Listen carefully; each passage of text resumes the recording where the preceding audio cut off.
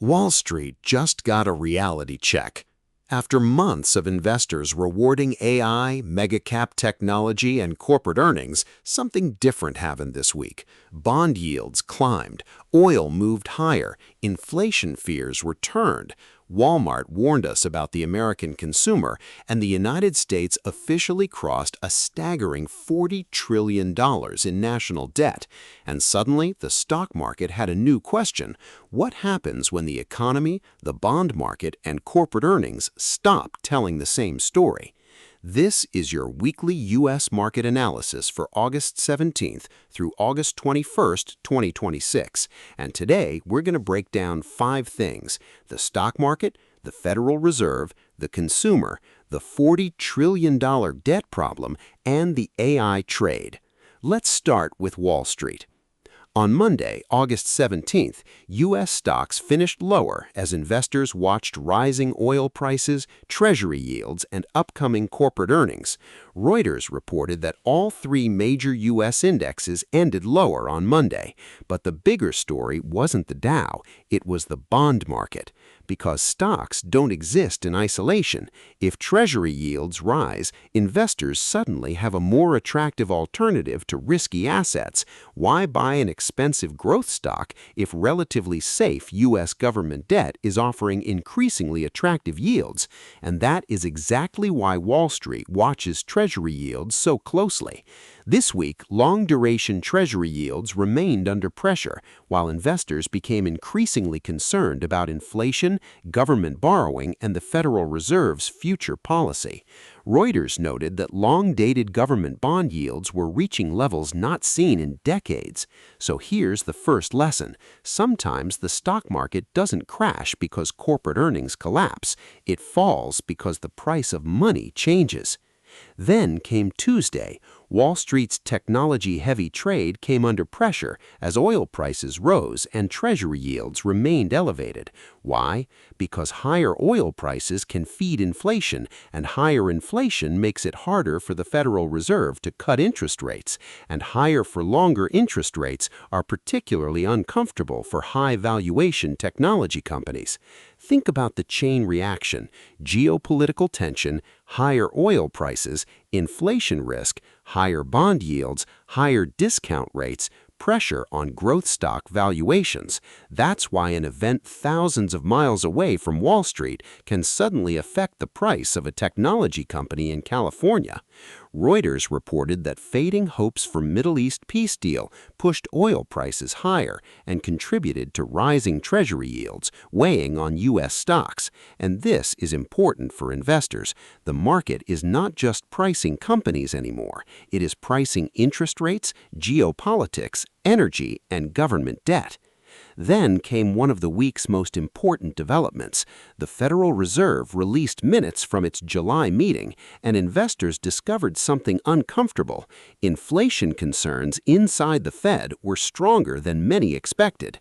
According to Reuters, several policymakers were prepared to raise interest rates, while many said another hike could become necessary if inflation failed to move towards the Fed's 2% target. The Fed had kept its benchmark rate at 3.50 to 3.75%, but 3 policymakers had dissented in favor of a 25 basis point increase. That matters because Wall Street had been hoping for easier monetary policy. Instead, the message was, don't assume inflation is dead, and that's a major distinction. The stock market wants lower rates. The Fed wants inflation under control. Now let's move from Washington to Main Street, because one company gave investors perhaps the clearest picture of the American consumer this week: Walmart. And what happened was brutal. On Thursday, Walmart shares plunged roughly 9.2%, its worst single-day decline in years. But here's the interesting part. Walmart's overall business wasn't collapsing. The company actually reported strong revenue and raised its full-year outlook. So why did investors sell the stock? Expectations. Walmart's U.S. comparable sales growth was weaker than Wall Street expected, while its outlook for the next quarter disappointed investors. And there was another fascinating signal. Walmart's U.S. e-commerce business continued to grow strongly, while traditional in-store performance was much weaker. That tells us something bigger.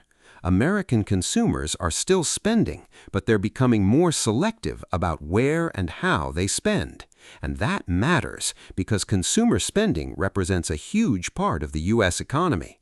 So Walmart wasn't just reporting earnings, it was reporting on the American wallet.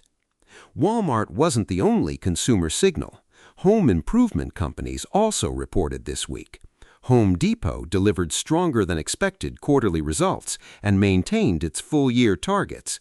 Its comparable store sales increased, offering some evidence that home improvement demand isn't completely dead. Then came Lowe's. Lowe's also beat quarterly profit expectations, but there was a catch. The company lowered its annual sales and profit targets as cautious consumers continued delaying expensive do-it-yourself projects. That creates a fascinating contradiction. Consumers are still repairing their homes, but they're becoming more cautious about major discretionary projects. In other words, need-based spending is holding up better than want-based spending. That's a theme investors should watch across the retail sector. And then Wall Street got another number that is almost impossible to ignore. $40 trillion. The United States' national debt crossed the $40 trillion threshold this week. Reuters reported that U.S. debt has more than doubled over the past decade. Now, debt by itself doesn't automatically mean a financial crisis. The United States issues debt in its own currency, and Treasury securities remain among the world's most important financial assets. But here's the problem. The larger the debt, the more important interest rates become. Imagine having a massive mortgage. If your interest rate is low, the payment may be manageable. If the rate rises dramatically, refinancing becomes much more expensive. The U.S. government faces a similar problem at enormous scale, and that's why the bond market matters so much. On Thursday, Treasury Secretary Scott Bessent announced plans to increase Treasury bond buybacks in the months ahead. Reuters described the move as an attempt to stabilize a volatile government debt market after a rise in long-term yields. But here's the bigger question. Can the Treasury stabilize the bond market while the government continues carrying more than $40 trillion in debt? That's a question investors will continue asking, because eventually America's fiscal position becomes a market variable, not just a political debate, not just a Washington headline, a market variable. And then everything came together. Thursday became the week's major risk-off session. The S&P 500 fell around 0.9%. The Nasdaq dropped roughly 1%. The Dow lost about 703 points, or approximately 1.3%. Why? Four things hit investors simultaneously: higher Treasury yields, higher oil prices, inflation fears, and disappointing Walmart results. That combination was enough to push major indexes toward two-week lows. And notice something important. This wasn't a single company problem. It was a macro problem. But don't misunderstand this week's sell-off. Wall Street has not abandoned AI, not even close. The AI investment boom remains one of the biggest forces driving corporate spending and market expectations. But investors are becoming more demanding. The question is no longer, will AI grow? The question is, will the profits generated by AI justify the enormous amount of capital being invested today? Reuters highlighted exactly this concern, noting that anxiety around the economics of AI investment continues even as corporate earnings remain strong. And that brings us to the most important stock story heading into next week: Nvidia. Nvidia's earnings report is coming next week, and the market is expecting a massive move. Options pricing suggests investors are preparing for roughly a 6% move in either direction around the earnings announcement. Analysts are looking for record quarterly revenue of roughly $92 billion, with data center revenue expected to be the overwhelming driver. But Nvidia's earnings aren't just about Nvidia. They're about the entire AI economy. If Nvidia says demand remains explosive, that supports the broader AI investment thesis. But if management raises concerns about customer spending, competition, margins, supply, export restrictions, or the return on massive AI infrastructure investment, then the market could react far beyond one stock. That's why Reuters calls Nvidia's earnings one of the key tests for the pillars supporting this year's market rally. Let's put the entire week together. The U.S. economy isn't collapsing. Corporate earnings remain powerful. AI investment remains enormous. The consumer is still spending, but the market is becoming more sensitive to risk. Risk from inflation, risk from interest rates, risk from oil, risk from government debt, risk from geopolitical conflict, and risk from extremely high expectations around AI. That's why this week's sell-off matters, not because the bull market is necessarily over, but because investors are being reminded a bull market still has to answer to the bond market. If you're watching U.S. markets next week, don't just stare at the S&P 500. Watch these three things. Signal number 1, Treasury yields. If yields continue climbing, expensive growth stocks could remain under pressure. If yields stabilize or fall, technology and other growth stocks could regain momentum. Signal number 2, the consumer. Watch Walmart, Target, Costco, Home Depot, and other retailers. The question is simple: is the American consumer still strong or simply becoming more selective? Signal number 3, Nvidia. This is the big one. Nvidia's results could determine whether investors continue paying premium valuations for the AI ecosystem. So, what happened to Wall Street between August 17th and August 21st? The market didn't suddenly discover that the economy is weak. It discovered something more important. The cost of capital matters again. For months, investors could focus on earnings growth, AI, and corporate profitability. But this week, Treasury yields, oil, and inflation came back into the conversation. Walmart added another warning.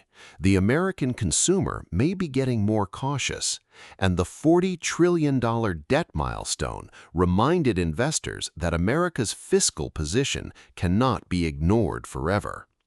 But the bull case isn't dead. Corporate earnings remain resilient. AI spending remains enormous.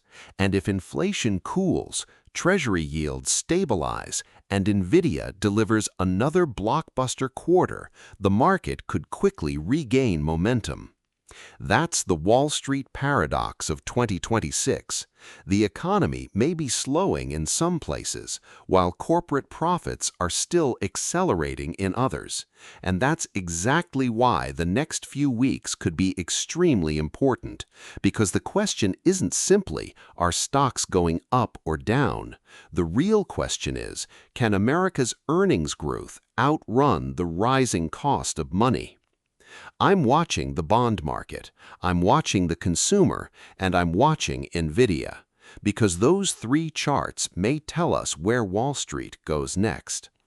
This is not financial advice, it's market analysis and education. If you found this market breakdown useful, make sure to like this video, subscribe to the channel, and turn on the notification bell so you don't miss our next U.S. market and business analysis. And I want to hear from you. Do you think the U.S. stock market can continue rising with Treasury yields, inflation risks, and a $40 trillion national debt, or are we heading toward a bigger correction? Drop your view in the comments below. Thanks for watching, and I'll see you in the next market analysis.